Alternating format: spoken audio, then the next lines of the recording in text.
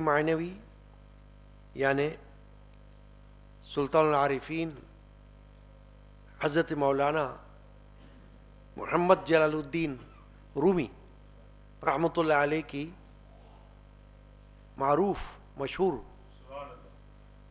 کتاب مثنوی شریف، اس کا درس، اس کو مثنوی رومی بھی کہتے ہیں۔ فارسی زبان میں مولانا روم نے اشعار لکھے، اصلاحی، تعلیمی، دینی، روحانی، قرآنی اور احادیث کے پیغامات کے ساتھ۔ یعنی درس مثنوی میں جو باتیں آتی ہیں ان کے اندر قرآن کا پیغام بھی ہوتا ہے، حدیث کا پیغام بھی ہوتا ہے، اور مولانا محمد جلال الدین رومی رحمۃ اللہ علیہ جو اپنا ارشادی بیان بتانا چاہتے ہیں وہ بھی موجود ہوتا ہے۔ کوئی حکایت بیان کرتے ہیں تو وہ حکایت بیان میں آتی ہے، پھر حکایت سے جو نتیجہ اخذ کرتے ہیں مولانا محمد جلال الدین رومی، کیونکہ حکایت بیان کرنے کا مطلب یہ ہوتا ہے کہ مثال، جیسے کوئی کہانی ہوتی ہے تمثیل کے طور پر، تو مثال کے طور پر وہ کوئی حکایت بھی بیان کرتے ہیں اور پھر اس کے نتیجے میں پیغام اور تعلیم دیتے ہیں کہ اس حکایت سے تم نے کیا سبق سیکھا، یہ مطلب ہے، کیا نتیجہ نکلا، یہ بتاتے ہیں وہ۔ چنانچہ آج کے درس مثنوی شریف میں مولانا روم رحمۃ اللہ علیہ نے جو مضمون ہمیں بتایا ہے وہ یہ ہے کہ دنیا کس چیز کا نام ہے، یہ بتایا ہے۔ اب دنیا کا لفظ تو بہت عام ہے، لوگ سنتے رہتے ہیں، دنیا، دنیا دار، دنیا کی زندگی، دنیا کی چیزیں، تو دنیا دنیا دنیا یہ لفظ تو سنتے رہتے ہیں۔ دنیا کا لغوی معنی کیا ہے؟ یعنی ڈکشنری والا معنی اردو لغت کا دنیا، دنیا کا معنی نزدیک، نزدیک کی چیز۔ اس کا مقابل ہے آخرت، جس کا معنی ہے بعد کی چیز۔ یعنی دنیا جو ہے وہ اس وقت نظر آنے والی چیز، اور آخرت ابھی جو نظر نہیں آ رہی، ابھی نظر نہیں آ رہی، وہ مرنے کے بعد جب دوبارہ اٹھیں گے، اللہ تعالیٰ جو دوبارہ تمام مردوں کو زندہ فرمائے گا، جس کو ہم کہتے ہیں قیامت، جو اسلام کے بنیادی عقائد میں سے ایک عقیدہ ہے، بڑا ضروری عقیدہ ہے نا، بنیادی عقائد، فنڈامنٹل بلیفز، توحید، رسالت، فرشتوں پر ایمان، آسمانی کتابوں پر ایمان، آخرت پر ایمان، یہ ہے آخرت پر ایمان، یعنی اور پھر تقدیر پر ایمان۔ تو جو بنیادی عقائد ہیں، عقائد، ان میں سے ایک عقیدہ ہے آخرت پر ایمان۔ تو آخرت جو ہے وہ تو ابھی آئی نہیں ہے، لیکن اس کا ذکر چلتا رہتا ہے۔ اگر چلے نہ تو لوگ آخرت کو بھول جائیں گے۔ اللہ تعالیٰ چاہتا ہے کہ لوگ آخرت کو یاد رکھیں۔ یہ ایسی بات ہے جیسے کوئی کسی چیز کا ڈر رکھے گا تو پھر احتیاط کرے گا نا۔ اگر ڈر دل سے نکل جائے تو احتیاط کہاں سے ہو جائے گی؟ وہ تو پھر بے خوف ہو جائے گا، بولڈ ہو جائے گا، جو مرضی ہے وہ کرے گا۔ تو آخرت کے لیے اللہ چاہتا ہے کہ ذکر ہوتا رہے آخرت کا۔ اس لیے آپ دیکھیں قرآن مجید میں جو آیات ہیں آخرت والی، جب بھی کوئی قرآن پڑھے گا آخرت کی آیتیں آئیں گی، ہے نا؟ اس لیے آئیں گی کہ بھئی یاد کرتے رہو، جیسے موت کو بھی یاد کرتے رہو، نہ جانے کب آ جائے، مت بھولو۔ اب وہ ہمارے ڈرنے سے کوئی موت آ نہیں جائے گی، وہ تو جب آئے گی تب آئے گی، مگر یاد رکھنے کا حکم ہے کہ موت کو بھولو مت، تاکہ تمہیں احساس پیدا ہو کہ بھئی مرنا بھی ہے ہمیں، مرنے کے بعد پھر اگلی زندگی شروع ہوگی، وہ قبر کی زندگی، پھر ہوگی آخرت کی زندگی۔ تو میں صرف یہ بتا رہا تھا کہ دنیا کا معنی ہے نزدیک کی چیز، اور آخرت کا معنی ہے بعد میں آنے والی، وہ بعد میں آئے گی۔ اب یہاں مولانا روم نے چند اشعار اپنی مثنوی رومی میں بیان کیے ہیں، جس میں یہ بتایا کہ دنیا کا نام تو سب لیتے ہیں، مگر دنیا اصل میں کیا ہے، کیا چیز ہے؟ کیا جس کو عام لوگ دنیا سمجھتے ہیں کیا وہ دنیا ہے یا نہیں؟ جو علماء نے اور صوفیاء نے جو دنیا کا مفہوم بیان کیا ہے وہ دنیا ہے۔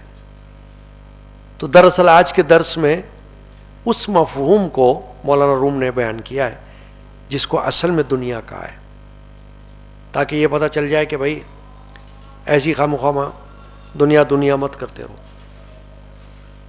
اب مولانا روم رحمۃ اللہ علیہ نے پہلے تو یہ بات فرمائی، شعر لایا، جہد می کن تا توانی اے کیا در طریق انبیاء و اولیاء۔ پہلا شعر یہ لایا کہ فرما رہے ہیں کہ اے عقل مند، اے کیا یعنی ایک دانا، جیسے کہ نا بڑا انٹیلیجنٹ بندہ، تو مولانا روم فرما رہے ہیں کہ اے ذہین بندے، اے دانشور، کوشش کر، جہد کن یعنی دنیا میں سعی کرتا رہے، سعی جہد کوشش کرتا رہے، در طریق انبیاء و اولیاء، فرمایا انبیاء اور اولیاء کے طریقے پر کوشش کرتا رہے۔ اب اس سے یہ بھی معلوم ہو گیا کہ مولانا روم یہ بتا رہے ہیں کہ انبیاء اور اولیاء کا راستہ کوئی مخالف راستہ نہیں ہے۔ اب ظاہر انبیاء تو پہلے ہیں، اولیاء تو ان کے تابع ہیں، کیونکہ اولیاء تو امتی ہیں، اور انبیاء کرام جو ہیں وہ اللہ کے نبی ہیں، رسول نبی۔ مگر مولانا جلال الدین رومی علیہ الرحمہ یہ فرما رہے در طریق انبیاء و اولیاء کہ تو جو کوشش کر اپنی وہ انبیاء اور اولیاء کے طریقے کے مطابق ہونی چاہیے۔ کیوں کہ دونوں میں کوئی دونوں طریقوں میں کوئی مخالفت نہیں ہوگی۔ ولی کبھی بھی نبی کا مخالف نہیں ہو سکتا، نبی کا پیغام وہی ولی کا بھی ہوگا، وہ ولی ہی نہیں ہے جو نبی کی مخالفت کرے۔ اگر حدیث میں کوئی بات آ گئی ہے تو ولی یہ تھوڑی بولے گا مت مانو، ہے نا؟ ولی کیسا ہوگا؟ نہ کوئی صوفی کہے گا مت مانو، نہ کوئی کامل مرشد کہے گا مت مانو۔ کیوں؟ کہ بھائی نبی کی بات تو ماننا ہے نا، قرآن کی ماننا ہے، حدیث کی ماننا ہے، اللہ کی ماننا ہے، رسول کی ماننا ہے۔ تو ولی جو ہوتا ہے جس کو مولانا روم جمع فرما رہے ہیں اولیاء، ولی کی جمع ہے اولیاء، نبی کی جمع ہے انبیاء، فرما رہے جہد می کن تا توانی اے کیا در طریق انبیاء و اولیاء، کہ اے عقل مند بندے کوشش کرتا رہے، مگر تیری کوشش انبیاء اور اولیاء کے طریقے کے مطابق ہونی چاہیے، خالی کوشش نہیں، یعنی ایسی کوشش نہیں جو مخالف سمت کی ہو، مطابق سمت کی ہونی چاہیے، انبیاء کے طریقے کے مطابق اور اولیاء کے طریقے کے مطابق۔ تو اب اس سے پتہ یہ چل گیا کہ دونوں کا طریقہ ایک ہی ہے، یہ سمجھ لو آپ، انبیاء کا اور اولیاء کا طریقہ کوئی الگ الگ نہیں ہے۔ کیا آپ سمجھو بھائی دونوں میں کوئی تضاد ہے؟ نہیں، کوئی تضاد نہیں۔ اسی لیے کہا جاتا ہے کہ بھائی صوفی جو ہوتا ہے وہ کبھی بھی قرآن و حدیث کے خلاف نہیں جاتا، نہ آپ کو بتائے گا قرآن حدیث کے خلاف بات، وہ صوفی کیسا ہوگا؟ تصوف صوفی وہ تو قرآن اور حدیث کے رنگ میں رنگا ہوا ہوتا ہے، اس کے پاس آپ جاؤ گے تو یا تو قرآن کی بات سنو گے یا حدیث کی بات سنو گے، خلاف بات تو سن نہیں سکتے آپ۔ اب مولانا روم رحمۃ اللہ علیہ یہ بات کر کے بتا رہے ہیں، کافرم من گرزیاں کر دست کاس در رہے ایمان و طاعت یک نفس، فرما رہے ہیں میں کافر ہو جاؤں اگر کسی نے ایمان اور بندگی کے راستے میں نقصان کیا ہو، یعنی فرما رہے ہیں کہ جیسے سمجھانے کے لیے کہ میں کافر ہو جاؤں اگر میں جھوٹ بولوں، کہ کسی نے ایمان اور عبادت اس کے راستے میں کوشش کر کے کسی نے نقصان کیا ہو تو میں کافر ہو جاؤں؟ نقصان ہو ہی نہیں سکتا. جیسے کبھی کبھی میں کہتا ہوں، آپ نے سنا بھی ہوگا، کبھی اکیلے بھی کسی کو کہتا ہوں، کبھی اجتماع میں بھی کہتا ہوں کہ دعا جو ہم کرتے ہیں، نیک دعا، اچھی دعا، جائز دعا، اس کا کبھی نقصان تو ہو ہی نہیں سکتا، فائدہ ہی ہوگا. دوا کا پھر بھی نقصان ہو سکتا ہے، ری ایکشن، سائیڈ ایفیکٹ دوا کا. آپ دیکھو دوا آپ خریدو بازار سے، اس کا پیکٹ ہوتا ہے، اس کے اندر ایک کاغذ پڑا ہوتا ہے، انگریزی میں لکھا ہوا، آج کل اردو میں بھی ترجمہ ہوتا ہے، اس پہ یہ لکھا ہوتا ہے کہ یہ کس مقصد کی دوا ہے، پھر یہ بھی لکھا ہوتا ہے کہ اس کا نقصان کیا ہو سکتا ہے، سائیڈ ایفیکٹ.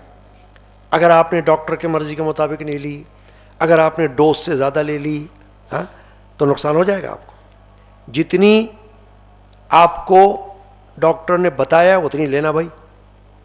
سمجھ آ رہی بات آپ کو؟ یعنی دوا اگرچہ انسان کا علاج ہے اس میں، مگر یہ کہا گیا کہ بھائی دیکھو اس میں بھی ایک حد ہوتی ہے، اس کے مطابق لینا. مگر دعا کا نہ کوئی سائیڈ ایفیکٹ ہوگا، نہ دعا کا کوئی نقصان ہوگا، نہ دعا کی کوئی حد ہے. جتنی دعا کرو کرتے رہو. کیوں؟ کہ دعا عبادت ہے. الدعاء مخ العبادہ، حدیث ہے کہ دعا عبادت کا مغز ہے، مغز ہے نا یہ. تو اب اس کا مطلب جو میں نے یہ بات کی آپ سے اس لیے کی کہ مولانا روم فرما رہے کافرم من غرض یہاں کردست کس در رہے ایمان و طاعت یک نفس، کہ اگر کسی نے بندگی کے راستے میں، عبادت کے راستے میں، ایمان کے راستے میں کوشش کر کے کوئی نقصان اٹھایا ہو تو میں کافر ہو جاؤں؟ ایسا نہیں ہو سکتا. اس کو فائدہ ہی ہوگا، نقصان نہیں ہوگا. عبادت سے، بندگی سے اور ایمان سے کوئی نقصان ہو ہی نہیں سکتا. اگر ایمان نقصان کی چیز ہوتی تو پھر اللہ تبارک و تعالی پورے قرآن میں ایمان کا درس کیوں دیتا؟ اللہ تعالیٰ نے تو سارے ادیان مانے ریلیجنس سب کی نفی کی ہے، کہا صرف اسلام. قرآن میں آیت ہے نا، ان الدین عند اللہ الاسلام. اللہ نے فرمایا اللہ کے نزدیک پسندیدہ دین صرف اسلام ہے. بس نہ عیسائیت ہے، نہ یہودیت ہے، نہ پارسی مذہب ہے، نہ ہندوازم ہے، نہ بدھ مذہب ہے، کچھ بھی نہیں، صرف اسلام ہے. تو مولانا روم فرما رہے ہیں کہ دیکھو اگر آپ ایمان کے راستے پہ چلو گے اور بندگی کے راستے پر چلو گے عبادت کے تو نقصان نہیں اٹھا سکتے آپ، فائدہ ہی ہوگا آپ کا. تو یہ بات بھی سمجھ لی ہم نے. پھر آپ مولانا روم فرما رہے اگلا شعر، بدھ محال جست کو دنیا بجوست، نیک حال جست کو عقبہ بجست. دنیا اور عقبہ یہ دو ہیں متضاد باتیں. دنیا کا اپوزٹ ہے عقبہ. عقبہ مانے وہی آخرت. کبھی اس کو عقبہ بھی کہتے ہیں، کبھی اس کو آخرت بھی کہتے ہیں، ٹھیک ہے نا، کبھی قیامت بھی کہتے ہیں. تو بات ہی کی ہے، نام الگ الگ ہیں لیکن چیز ایک ہی ہے. قیامت، عقبہ، آخرت، یہ سب ایک ہی چیز کے نام ہیں. مولانا فرماتے ہیں کہ بدھ محال جست کو دنیا بجست. فرما رہے جس نے دنیا کی صرف تلاش کی اس نے ایک باطل بے حقیقت چیز کی تلاش کی، اور جس نے آخرت کی تلاش کی اس نے نیک حالت کی تلاش کی. یعنی دنیا بھی ہے اور آخرت بھی ہے، دونوں کا ذکر ملتا ہے ہمیں، اور ہمارے سامنے دنیا بھی ہے اور پھر آخرت آئے گی بعد میں. مولانا فرما رہے ہیں جس نے صرف دنیا کو دیکھا، بس اور کچھ نہیں چاہیے بھائی، بس دنیا، بس دنیا. تو فرما رہے جس نے خالی دنیا کے لیے ہاتھ پیر مارے نا تو اس نے ایک بے حقیقت چیز کی تلاش کی جس کا کوئی فائدہ نہیں ہوگا. اگر ہوگا تو صرف یہاں ہوگا. دنیا میں کیا ہوگا؟ جیسے علماء فرماتے ہیں کہ جو بے دین لوگ ہوتے ہیں یعنی کہ غیر مسلم، ان کی کوئی نیکی آخرت میں فائدہ نہیں دے گی، کوئی نیکی، وہ صرف دنیا میں دے دے گی. آپ دیکھتے ہو نا کبھی کبھی غیر مسلم جو ہے کوئی خیر کا کام کر لیتے ہیں، کنواں کھدوا دیا، کوئی سڑک بنوا دی، کوئی راشن دے دیا. یعنی ایسا ہو سکتا ہے نا، پہلے زمانوں میں بعض غیر مسلم یہ کیا کرتے تھے، باغ بنوا دیا ہے نا. یہ جہانگیر پارک نام سنا ہے نا آپ نے؟ تو یہ کس کا بنایا ہوا؟ ایک پارسی تھا، جہانگیر نام تھا، اس نے بنایا صدر کا باغ جہانگیر پارک. تو اب وہ ان کا نزدیک یہ ہوتا ہے کہ جی ہم وہ فلاحی کام کریں گے، ہم ویلفیئر کا کام. تو اسلام کی تعلیم میں یہ بات ہے کہ ان کا جو یہ کام ہے وہ فائدہ ان کو دے گا صرف دنیا میں، کہ ان کے پاس دولت زیادہ آ جائے، بچے اچھے ہو جائیں، زندگی اچھی گزر جائے، یہ والی سامنے والی دنیا والی. آخرت کا ان کا کوئی بھی فائدہ نہیں ہے، سب بیکار ہو جائے گا. آخرت میں بخشش ہی نہیں ہے تو فائدہ کہاں سے ہوگا؟ اللہ تعالیٰ نے جو فیصلہ کیا ہے قرآن میں وہ تو یہ کیا ہے کہ میں بخشش نہیں کروں گا غیر مسلم کی، صرف مسلمان کی بخشش ہوگی بس، اسلام والے کی. چنانچہ مولانا فرما رہے جس نے خالی دنیا کی تلاش کی کہ بس دنیا چاہیے دنیا چاہیے، تو فرمایا اس نے بیکار بات کی، باطل بے حقیقت چیز کی تلاش کی. اور جس نے آخرت کی تلاش کی اس نے پھر نیک حالت کی تلاش کی. دیکھیں قرآن میں ایک دعا ہے جو اس کو ہم بطور دعا کے پڑھتے ہیں، ہے وہ آیت قرآن میں کیا؟ ربنا آتنا فی الدنیا حسنۃ وفی الآخرۃ حسنہ وقنا عذاب النار. آپ میں سے بہت سے لوگ یہ دعا جانتے ہوں گے، قرآن مجید کی آیت بھی ہے. کیا ہے؟ ہمارے رب ہمیں دنیا میں بھی بھلائی دے. تو بھلائی کا مطلب یہی ہے ہمیں ایسی بھلائی دے جو آخرت کے مقابل یا مخالف نہ ہو. پھر کیا فائدہ ہوگا؟ ضد نہ ہو آخرت کی، بلکہ ایسی بھلائی دے جو یہاں بھی ہمیں کام آ جائے اور وہاں بھی کام آ جائے آخرت میں. ربنا آتنا فی الدنیا حسنۃ وفی الآخرۃ حسنہ، اے ہمارے رب ہمیں دنیا میں بھی بھلائی دے اور ہمیں آخرت میں بھی بھلائی دے. تو یہ ایسی دعا مانگنے میں کوئی حرج نہیں ہے، ہر بندہ مانگ سکتا ہے، مرد ہو یا عورت، کیونکہ اس میں دونوں کی بھلائی مانگی گئی ہے، دنیا کی بھی آخرت کی بھی. اور پھر کیا فرمایا؟ وقنا عذاب النار، ہم کو آگ کے عذاب سے بچا. آگ کے عذاب سے یعنی دوزخ، جہنم، اس سے بچا لینا ہے اللہ ہم کو. مولانا فرما رہے ہیں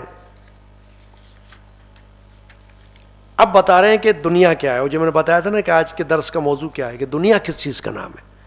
تو بعض لوگ سمجھتے ہیں بھائی یہ جو دنیا میں ہم رہتے ہیں نا، کام کاج کر رہے ہیں، یہ بھی دنیا ہے، ہمارے آل اولاد ہے یہ بھی دنیا ہے. نہیں، علماء، صوفیاء، اولیاء، یہاں تک کہ انبیاء کرام، انہوں نے بھی فرمایا یہ دنیا نہیں ہے. اگر یہ دنیا ہوتی تو پھر نہ نبی اس کو اختیار کرتے، نہ ولی اس کو اختیار کرتے، نہ صوفی اس کو لیتے، نہ کوئی عالم اس کو لیتا، کہتا بھائی چھوڑو بھائی تو چھوڑو. نہیں، لہٰذا سمجھنا ہے کہ دنیا کیا ہے.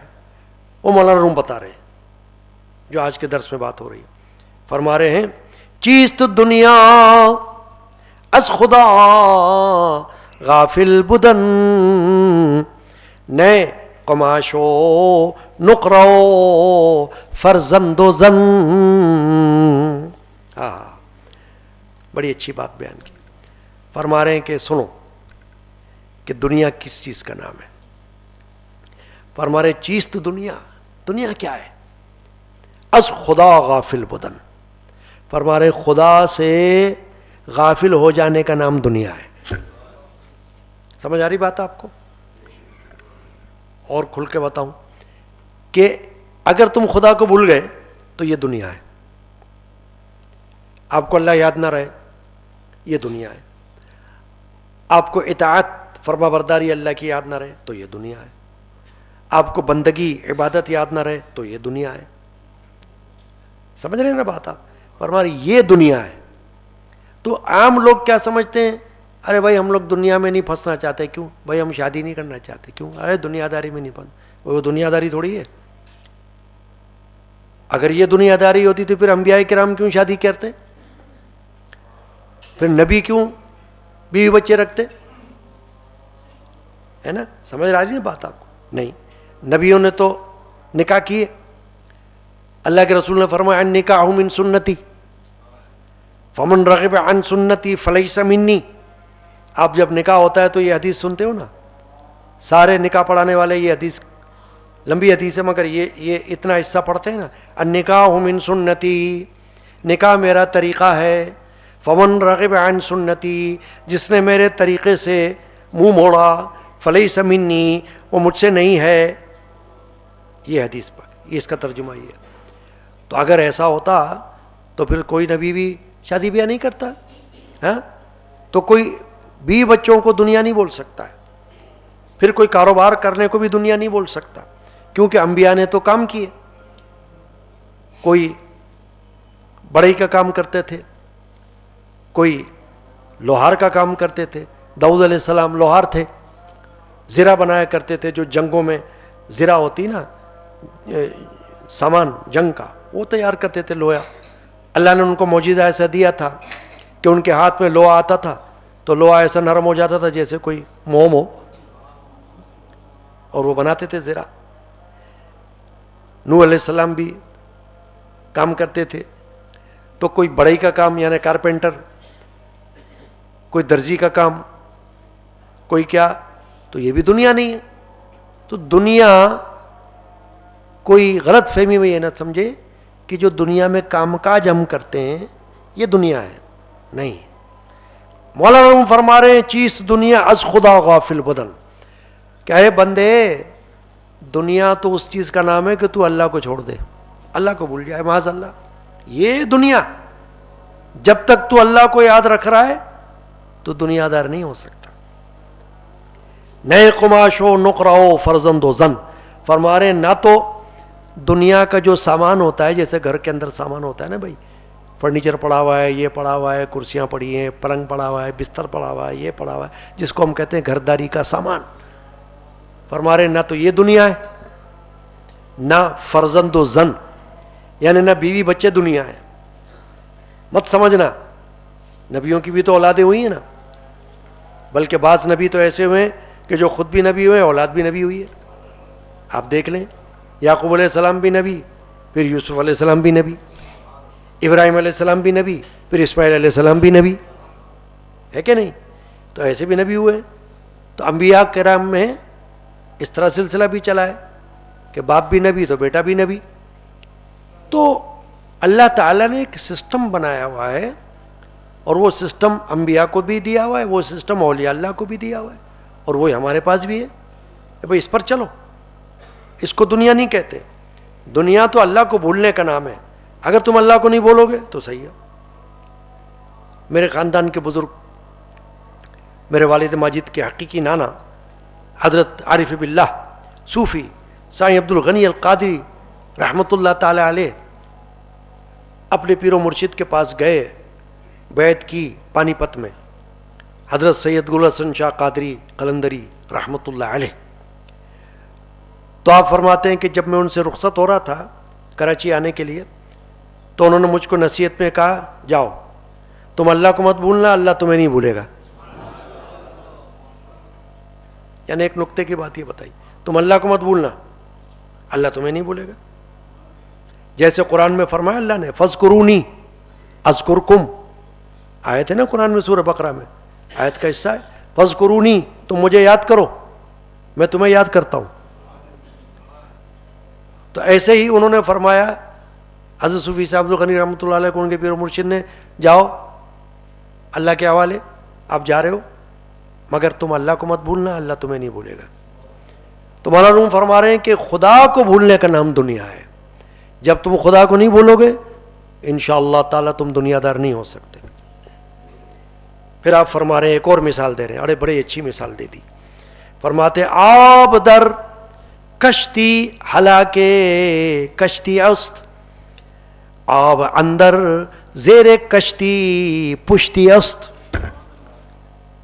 ایسی مثال دی جو کبھی ہو سکتا ہمارے ذہن میں نہ آئے, مولانا روم کے ذہن میں آ گئی مثال. فرما رہے ہیں کہ دیکھو آب در کشتی ہلاک کشتی است. فرما رہے ہیں کہ پانی کشتی کے اندر آ جائے تو کشتی کو ہلاک کرے گا, یعنی کشتی کو ڈبا دے گا. اگر اندر پانی آ جائے اندر کشتی کے اندر تو کشتی ڈوب جائے گی. آب اندر زیر کشتی پشتی است. فرما رہے ہیں کہ جب پانی کشتی کے نیچے رہے گا تو کشتی کا مددگار ہوگا, کشتی چلتی رہے گی, ڈوبے گی نہیں. آپ دیکھتے ہیں نا پانی کے اوپر چلتی ہے نا کشتی تو نہیں ڈوبتی, اور پانی اگر کشتی کے اندر آ جائے تو ڈوب جائے گی, ایسا وزن ہو جائے گا اس میں. تو مولانا فرما رہے ہیں, یہ مثال کیوں دے رہے ہیں؟ فرما رہے ہیں کہ دنیا میں رہو اور دنیا کے ساز و سامان کو ضرورت کے مطابق اختیار کرو, مگر اس کو اپنے دل میں ایسی جگہ نہ دو کہ پتہ چلے کہ اللہ بھی بھول گئے, رسول بھی بھول گئے, دین بھی بھول گئے, ایمان بھی بھول گئے, بندگی بھی بھول گئے, سب بھول گئے, خالی دنیا ہی دنیا ہے. تو کیا فائدہ ہوگا؟ پھر تو ایسا ہو جائے گا جیسے دوا تم کو نقصان دے سکتی ہے ایسے دنیا بھی نقصان دے گی تمہارا, دنیا کی چیزیں نقصان دے گی. تو مولانا روم نے یہ بتا دیا کہ دیکھو اس طرح رہو کہ پانی کشتی کے نیچے جیسا ہو نا ویسے رہو. اندر آ جائے گا نا تمہارے دل کے اندر, اگر دنیا آ گئی تو تم کو ڈبا دے گی دنیا. تو بس یہ 2-3 اشعار آج کے درس میں جو میں نے پڑھے ہیں اس حوالے سے پڑھے, اور ان کا ترجمہ اور ان پہ تشریح اور مطلب اس طرح سے بیان کیا کہ جس کو یہ معلوم ہو جائے کہ مولانا یہ بتا رہے ہیں کہ دیکھو بھائی دنیا میں تو رہنا سب کو ہے, انبیاء کو بھی دنیا میں رہنا ہے, اولیاء کو بھی دنیا میں رہنا ہے, اور تمہیں بھی دنیا میں رہنا ہے, اور تمہیں اپنی کوششیں کرنی ہے دنیا میں زندہ رہنے کے لیے. کہیں روزگار حاصل کرنا ہے, کہیں نوکری کرنی ہے, کہیں کاروبار کرنا ہے جائز, حرام کا نہیں حلال کا, وہ کرتے رہنا ہے. کرو, کون منع کر رہا ہے, مگر اللہ کو مت بھولو, اللہ کی یاد رکھو بس. نماز کے وقت نماز, روزے کا مہینہ آ جائے تو روزہ, حج کا مہینہ آ جائے اللہ توفیق دے تو حج. یہ اس طرح ہے. اور جیسے جیسے وقت مل رہا ہے قرآن تلاوت, یہ ساری چیزیں جو ہے بندگی اور عبادت اور طاعت میں شمار ہوتی ہیں, سارے اعمال. تو گویا کہ مولانا جلال الدین رومی علیہ الرحمہ نے آج جو ہم نے اشعار سنے اس میں ہمیں اس طرح توجہ دلائی ہے کہ بھائی لگے رہو, صحیح کرو, کوشش کرو, ایفرٹس کرو, اور اللہ تعالیٰ کو یاد رکھتے رہو بس, تو سب صحیح ہے. اللہ تعالیٰ تمہارا حافظ ہے, نگہبان ہے نا. حافظ و ناصر اے خدا تو ہے, اپنے بندوں کا آسرا تو ہے, دور کس طرح تجھ کو جانوں میں. جد امجد کا ہے نا یہ حمد لکھی ہوئی, انہوں نے خود پڑھی بھی تھی, پڑھائی بھی تھی, ہم بھی پڑھتے رہتے ہیں. حافظ و ناصر اے خدا تو ہے, اپنے بندوں کا آسرا تو ہے, دور کس طرح تجھ کو جانوں میں. نحنو اقرب سنا چکا تو ہے. نحنو اقرب کا معنی ہے, قرآن کی آیت کا حصہ ہے کہ ہم قریب ہیں. اللہ فرماتا ہے نحنو اقرب الیہ من حبل الورید, قرآن میں فرمایا اللہ نے کہ ہم شاہرگ سے بھی زیادہ قریب ہیں. ورید یعنی وہ رگ جس کو شاہرگ کہتے ہیں. شاہرگ انسان کے جسم میں وہ رگ ہوتی ہے جو زندگی کو قائم رکھتی ہے. اگر اس کو آپ کاٹ دو ڈیتھ ہو جائے گی بندے کی, اس کو کہتے ہیں شاہرگ. ٹھیک ہے نا. تو مولانا روم فرماتے ہیں کہ دیکھو ہم تو وہ بندے کی وہ رگ جو کہ اس کو زندہ رکھ رہی ہے, یا کاٹ دو تو اس کو مار دے گی, ہم تو اس سے بھی زیادہ قریب ہیں. اگر بندہ سمجھے ہم کو اپنا, ہم کو بھولے نہ, ہمیں یاد رکھے, تو ہم بھی اس کو یاد رکھیں گے. دور کس طرح تجھ کو جانوں میں, نحنو اقرب سنا چکا تو ہے. انبیاء تیرے, اولیاء تیرے, سب تیرے, سب کا مدعا تو ہے.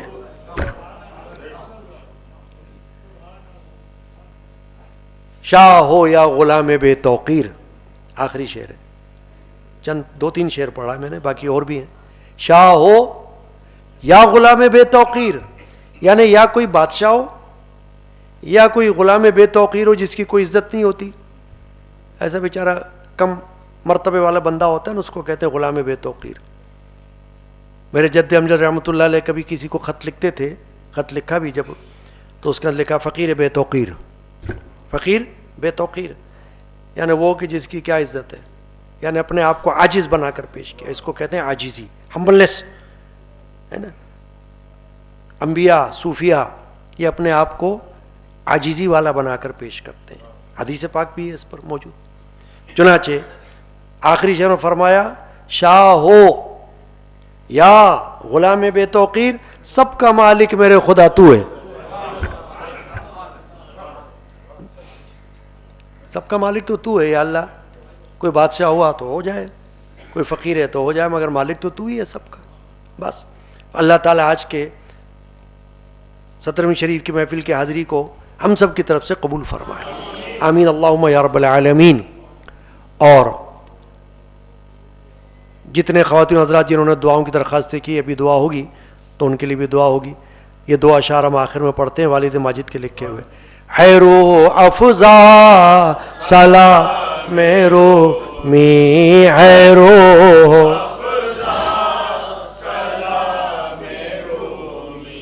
حیات ابدی،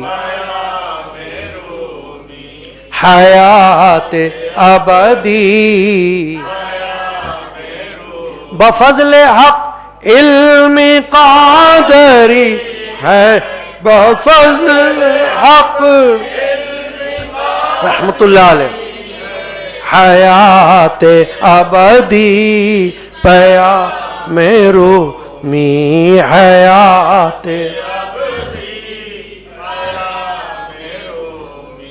حیرو افزا حیات ابدی رومی رحمت اللہ تعالی علیہ.